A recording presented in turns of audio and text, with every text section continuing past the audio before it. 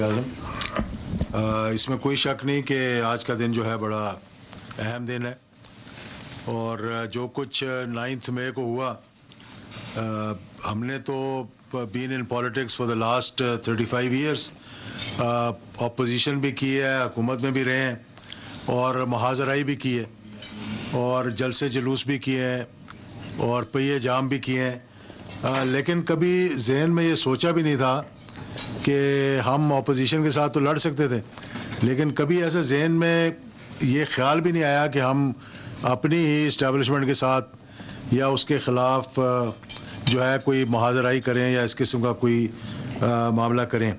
ये बड़ा एक अनफॉर्चुनेट इंसिडेंट था। Most of the people who understood what happened condemned it on the first day when it happened. I was one of them. मैंने ये कहा था कि today is the black day in the history of Pakistan, particularly in the democratic history of Pakistan.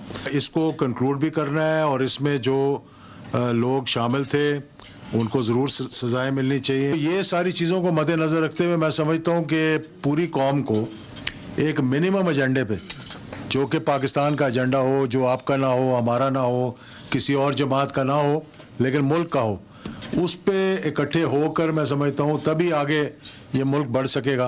आपको मालूम होगा कि जब 126 दिन का धरना हो रहा था तो चाइना के वज़ीर-ए-आज़म ने उस वक्त आना था पाकिस्तान, तो वो नहीं आए थे उसकी वजह से। और अभी बड़े अच्छे दौरे हुए हैं। मैं समझता हूँ कि ईरान के सदर यहाँ से होकर गए हैं पाकिस्तान से, उसका एक अच्छा तासुर गया है दुनिया में भी। आखिर में आपका शुक्रिया अदा करता हूँ कि आपने आज ये मीटिंग बुलाई। सब्सक्राइब करें और बेल दबाएं ताकि कोई खबर रह न जाए।